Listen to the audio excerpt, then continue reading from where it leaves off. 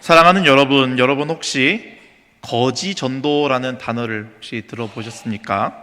거지 전도. 거지 전도라는 것은 우리가 속된 말로 거지처럼 아무것도 가지지 않고 전도를 떠나는 것을 이야기하는 것입니다. 주로 대학생들을 상대로 하는 양육 프로그램 중에 하나입니다. 그 거지 전도는 혼자서는 힘들고 한 5명, 6명 정도가 하나의 전도팀을 이루어서 그렇게 전도를 나가게 합니다. 그리고 그 중에서는 팀장 1명을 뽑는데요. 그리고 그 팀장이 모든 휴대전화와 지갑과 돈을 다 걷고 그렇게 이제 전도를 시작합니다. 그것을 걷는다라는 것, 이제 스마트폰, 카드, 지갑, 현금 같은 것은 우리가 전도할 때 사용할 수가 없다라는 것을 의미하는 것입니다. 이제 그 상태로 전도를 떠나게 됩니다. 정확히는 때로는 이제 역이면 역, 시청이면 시청, 또는 군청이면 군청 앞에서 그러한 특정한 곳에 모여서 팀장이 스마트폰과 지갑과 카드와 현금을 다 걷고 이제 전도를 시작합니다. 그래서 건의 전도를 이제 시작하면 일단 교회를 찾게 됩니다. 교회의 문을 두드리면서 저희가 전도하러 이 지역에 왔는데 하루만 묵게 해주세요 라고 합니다. 한 끼만 혹시 주실 수 있습니까? 라고 그렇게 숙식을 해결하고 숙식을 제공해준 교회 주변에 전도를 다니면서 그 교회와 전도된 대상자를 이제 연결해주는 그러한 전도 프로그램입니다. 그런데 그 거지 전도는 말씀드렸다시피 핸드폰도 없고 돈도 없고 수중에 가진 것이라고는 하나도 없기 때문에 의지할 때가 딱 한 군데밖에 없습니다. 누구입니까? 우리가 다 맡긴 팀장일까요? 그 지갑을 다 가지고 있는 팀장만 의지하겠습니까? 바로 하나님입니다. 배고프면 기도할 수밖에 없고 힘들면 기도할 수밖에 없고 잘 곳이 없으니 기도할 수밖에 없습니다. 그렇게 한 걸음 한 걸음 기도하는 마음으로 전도 여행을 다니다 보면 하나님께서 순간순간 그 필요를 채워주시는 것을 경험하게 됩니다. 하나님의 도우심이 즉각 경험이 된다라는 것입니다. 저도 20살에 그 거지 전도를 해본 경험이 있습니다. 한 여름에 이제 그 거지 전도를 가게 됐는데요. 여름에 걷고 있으니 어찌나 힘이 들고 덥습니까? 그래서 하나님께 하나님 수박이 너무 먹고 싶습니다 라고 기도하며 털레털레 걸어갔습니다. 그런데 어느 순간 갑자기 수박을 싣고 가던 과일 트럭에서 수박이 하나 굴러 떨어지는 것이었습니다. 그래서 물론 그 수박이 떨어졌으니 조금 상했지만 그 어떠한 수박보다 달고 행복하게 먹었던 그러한 기억이 있습니다. 그 기억이 아직도 생생합니다. 거지 전도를 나가면 이렇게 하나님의 응답이 즉각 나타나고 경험할 수가 있다라는 것입니다. 사랑하는 여러분, 한번 거지 전도 한번 나가 보시겠습니까? 생각해보면 의지할 때가 단 하나밖에 없기 때문에 우리가 그렇게 하나님이 아니면 하나님께서 하나님의 일을 하고 있는데 하나님이 보시기에도 내가 응답해 주지 않으면 안 되겠기에 그렇게 우리의 기도에 즉각 응답과 하나님의 역사가 나타나게 된다라는 것입니다. 배고프면 기도하고 목마르면 기도하고 묵을 곳이 없으면 기도할 수밖에 없고 날씨가 너무 더우면 기도할 수밖에 없는 그러한 삶의 순간이 그러한 시간을 보내는 것이 바로 거지 전도입니다. 하나님 말고는 그렇게 해결할 수가 없고 하나님 말고는 의지할 수가 아무것도 없는 그 시간을 보내는 그러한 하루하루를 지나다 보면 오히려 평소보다 내가 더 잘 먹었고 잠자리가 불편했지만 평소보다 더 깊고 단잠을 잤다라는 것을 경험하게 됩니다. 그러나 그렇게 하나님이 하셨다, 하나님께서 해주셨고 하나님께서 다 책임져 주셨다라는 그런 고백을 할 수가 있는 시간이 바로 거지 전도의 시간입니다. 사랑하는 여러분, 이러한 하나님의 즉각적인 기도 응답을 경험하는 그러한 삶 어떻게 생각하십니까?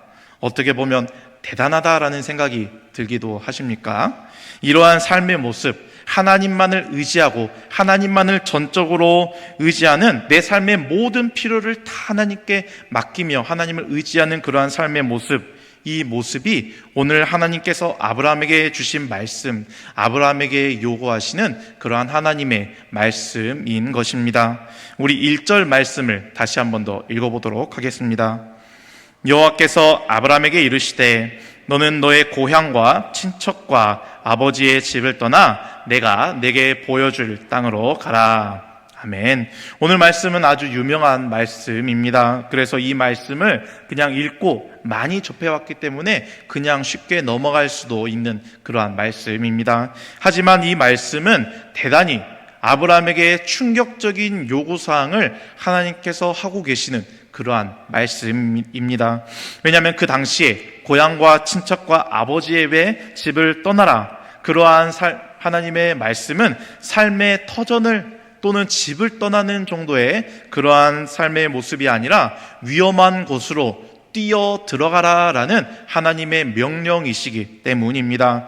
그 당시에 친척, 아버지의 집, 나의 고향은 단순한 나의 거처를 의미하는 것이 아니라 삶의 안전한 장소, 삶의 안전망을 이야기하는 것입니다. 지금처럼 밖에 나가면 편의점도 있고 슈퍼도 있고 저녁에 길을 밝혀줄 그러한 가로등이 있는 시대가 결코 아니었습니다.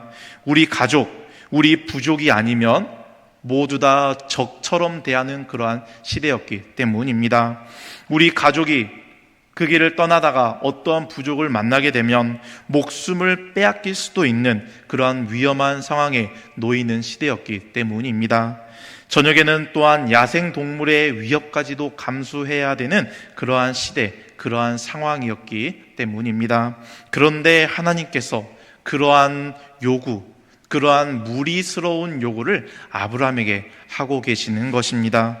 아브라함에게 도대체 왜 이런 요구를 하나님께서 하고 계셨을까요?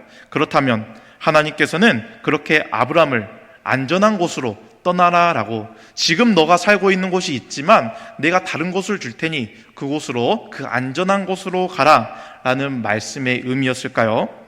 바로 그것이 아니다라는 것입니다. 하나님께서는 바로 단 한 가지, 너는 나를 의지하면서 살아라라는 그러한 말씀을 아브라함에게 해주고 싶으셨던 것입니다. 우리가 거지 전도를 가서 가지고 있는 것을 다 맡기고 오직 하나님만을 의지할 수밖에 없는 그러한 상태와 비슷한 상태, 비슷한 믿음, 비슷한 그러한 삶의 순간을 하나님께서 아브라함에게 요구하고 계신다라는 것입니다. 사랑하는 여러분, 우리는 어떻습니까? 지금 여유롭고 풍요로운 시대를 살아가고 있습니다. 더욱이 이 대한민국이라는 이 우리나라는 이제 세계 선진국이다라고 할 수 있는 그러한 안전하고 풍요로운 그러한 나라에, 그것도 우리는 지금 이 수도에, 서울에 살아가고 있습니다. 그래서 때로는 하나님을 의지하지 않아도 살아갈 수가 있고, 아니 하나님을 굳이 찾지 않아도 충분히 살아갈 수 있는 환경이 우리의 눈앞에 놓여 있다라는 것입니다. 그래서 우리는 거지 전도와 같은 임의적인 하나님을 의지할 수밖에 없는 상황을 만들어서 하나님을 의지하는 연습이 필요하다라는 것입니다. 여러분은 삶에서 하나님을 의지하지 않아도 되게 하는 것이 여러분의 삶에는 무엇이 있으십니까? 좀 전에 말씀드렸다시피 대표적으로 돈도 있고, 또는 우리 부모님의 품이 될 수도 있고, 또는 우리의 자녀가 될 수도 있습니다. 안락하게 꾸며놓은 나의 집이 있고, 내가 좋아하는 또는 나에게 편리를 주는 그러한 물건들이 나의 삶에 있다라는 것입니다. 그래서 때로는 하나님을 찾지 않고 하나님을 의지하지 않게 만들어 가고 있습니다. 그런데 하나님은 아브라함처럼 하나님만을 찾고 하나님만을 의지하기를 저와 여러분에게 원하시는 하나님이시다라는 것입니다. 그래서 때로는 저와 여러분이 하나님이 아닌 다른 의지하는 것들을 내려놓게 하고 계십니다. 직장에 때로는 문제가 생기고, 관계에 문제가 생기고, 때로는 우리가 세워놓은 계획대로 되지 않을 때가 있습니다. 그럴 때 우리는 이렇게 생각합니다. 하나님은 왜 왜 내 삶을 이렇게 힘들게 하시나? 물 흐르듯이 그냥 고민 없이 편안한 삶을 살면 좋겠는데 왜 자꾸 내 삶에 문제가 생겨나고 있는가?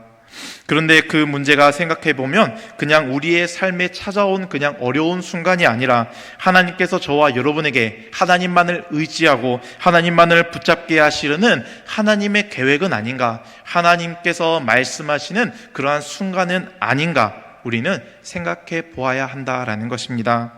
출애굽한 이스라엘 백성들에게 광야의 40년이 왜 필요했겠습니까? 바로 하나님만을 의지하게 하는 시간이 필요해서였기 때문입니다. 하나님께서 그들에게 왜 만나를 한 번에 많이 주지 않고 날마다 먹을 양만큼만 내려주셨겠습니까?